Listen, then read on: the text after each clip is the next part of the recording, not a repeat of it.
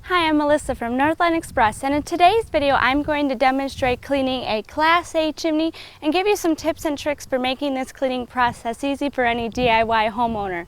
And also we're going to discuss the importance of cleaning your chimney and how frequently you should be cleaning your Class A chimney.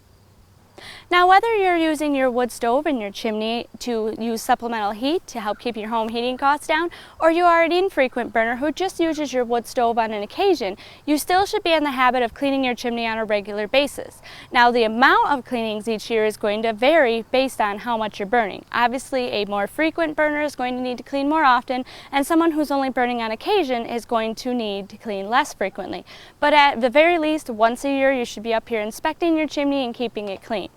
Now, the vital importance for cleaning your chimney is because it's a safety factor. Not only can it cause problems like blockages, drafting issues, and issues of smoking back into your home that's just unpleasant, but there's also the main reason of creosote. That is a buildup inside your chimney that's a sticky tar-like substance, and it happens on its own. It also happens if your flue temperature cools off, but it also can be increased by things like burning not so good wood or wetter wood that's going to help that build up faster. But the main thing is creosote is very flammable, so building that up inside your chimney can lead to a chimney fire, which has also caused a monumental amount of home fires across the United States each year.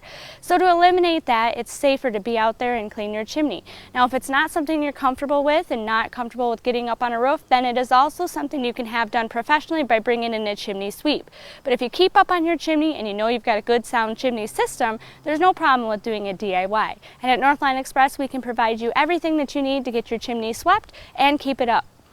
Now, we're going to start today by talking about the creosote. And I've got a chimney here. This is my own chimney. I use it as supplemental heat, so I'm a frequent burner. I'm using this from about mid-fall through all the way till spring. I don't have any other type of heat in the winter, so this is a wood stove that's burned all year long, or all winter long, and it's used a lot. And as you can see around my chimney cap here, there's tons of creosote build up here. So I can only imagine that that same is on the outside. Another thing while you're out here cleaning your chimney, it's not just about what's inside. It's also important to check your chimney cap. As you can see here with my chimney cap, there's a lot of gunk and buildup, and those who are using spark arresters, that's an area that it can be really sticky, and you should clean and remove that creosote buildup off there. But you also want to make sure that that creosote hasn't created any blockages so that your spark arrestor isn't, one, going to allow your chimney to draft, and also that you've got nice openings there to keep your chimney functioning properly. Alright, so we're ready to get cleaning on our chimney. Now, the first thing we want to do is remove a cap. I've got a DuraVent system here, so my chimney cap just simply twists off and it's going to lift right off. I'm going to set that aside. Do be sure when you're setting it down you don't set it somewhere where it's going to roll right off your roof, because then you could risk damaging your cap and needing a replacement. Now what I'm left with once I've removed my cap is complete access down inside my chimney. And just like I said, as that creosote buildup was on the outside of my chimney cap, I'm also seeing it immediately once I look down inside my chimney. In fact, when you reach down in there, all of that black right there. Now, ideally, you wouldn't want to stick your hand in there, but just for demonstration purposes, that's a perfect example of that creosote buildup inside your chimney.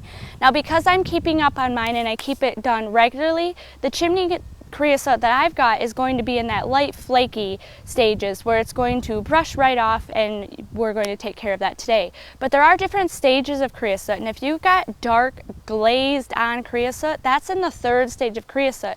Now, that's when it may be more of an advanced cleaning, and you may have to bring a professional in, because you do want to make sure that anytime you have more than 1/8 of an inch of that glazed creosote that you are having that removed. That's when it really becomes a fire hazard, and it's also very hard to remove. But because this is just a standard normal creosote buildup, I've cleaned it in the fall, and here it is time to clean again. So we're going to go ahead and get that done. Now, if you don't already have a brush for your chimney system, if this is the first time you've cleaned it, you are going to need to choose a brush for your cleaning process. Now, with the Class A chimneys, there is one thing that's very important that you keep in mind. When cleaning a Class A chimney or a stainless steel or metal flue, you do not want to be using a metal bristle brush. Now, you may think metal, they're going to do the job, they're going to get it done. That may be true. However, it's also going to leave scratches inside of your chimney. Those scratches are going to make it easier for the creosote buildup to form and build up, which is not what you want. That's actually defeating the purpose of it. Instead, when cleaning a metal or Class A stainless steel chimney, you should be using a poly bristle brush. These brushes are going to feature all of the same functionality as a metal bristle chimney brush. They've got the same twist spiral design, the same loop on top of them, and the same threading or button lock or torque lock options that most of the brushes are going to have. The main difference is just the bristles. They're going to be thicker, they're going to be more about the size of the whip of a weed whip head, and they're going to be poly material. They're plastic, so they're going to be stiff, but so that they knock those creosote deposits off, but they're not going to be so stiff that they're going to actually scratch the inside of your chimney. Now, choosing the appropriate size brush, that's the next important thing. You can do this by simply measuring the inside diameter of your pipe, but the most two common diameter pipe sizes with Class A chimneys are going to be 6-inch or 8-inch. And if you've got a Duravent, for example, I have a Duravent system here. So Duravent, you would use for a 6-inch, you'd use a 6-inch brush. For an 8-inch diameter chimney, you'd use an 8-inch brush to fit down inside it. Once you've made that choice, then you just look for a poly brush, and you're going to look, of course, for a round brush with the 6-inch. For mine, I've got a 6-inch poly here. I've had this brush, I use it every year, but if you don't have one, that's good to know. Next thing that you'll need to know is what rods you're going to use. Now, there's lots of different rods out there, so it can be overwhelming, but each rod is going to serve a purpose. Now, if you've got a very straight chimney like I've got here, you probably want to go with the fiberglass rods. This is a fiberglass rod here that I've got with me. Now, this is a 5-foot diameter one, and you'll notice they can bend, but that's about all you're getting out of them. And that's because they're not designed to be used in anything really but a straight chimney. In fact, anything over about a 45-degree bend is absolutely not appropriate for these. Then you should start looking at the poly brushes, which are going to be much more flexible for you. Now, like I said, I've got a straight chimney, so I just choose the 5-foot lengths. I use 2 of them, pretty much takes care of everything I need to do. As far as the adapters, or the ends of them, they can be available in 3/8-inch or 1/4-inch NPT thread. There's also button lock systems or torque lock, which is just quick connect. If you're only cleaning your own chimney and you're doing it on a yearly basis, I don't find anything frustrating with using the threads, but if you're frequently cleaning or you're a professional and you're cleaning more often, you may like the torque locks or the button lock connections because they're going to be a little bit faster when you're continuously having to take apart and put together your rods and your brushes. Just keep in mind when choosing your rods as well as choosing your brush that you're paying attention to the diameter as well as the type of threading or connection on your rod. You don't want to get up here on the roof and realize your rods aren't going to attach to your brush, or vice versa.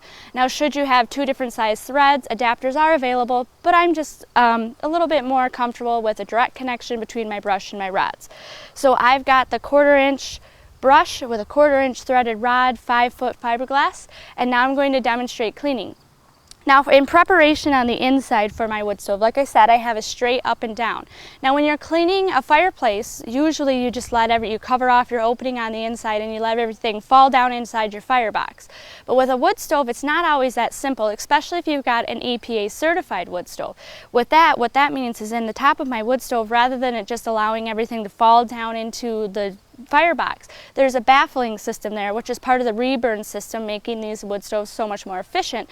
But if I let everything just drop down in there, it's going to be sitting right on top of that, and we're trying to remove these debris, not collect them. So what I've done on the inside, I use telescoping stovepipes. So I slid up that bottom piece, disconnected it from my stove, set a bucket in place underneath, and let that stovepipe extend back to its full length. And then that bucket is going to act as a catch-all for anything I knock down out of my chimney. Now, if you did not use a telescoping connection, that's okay too.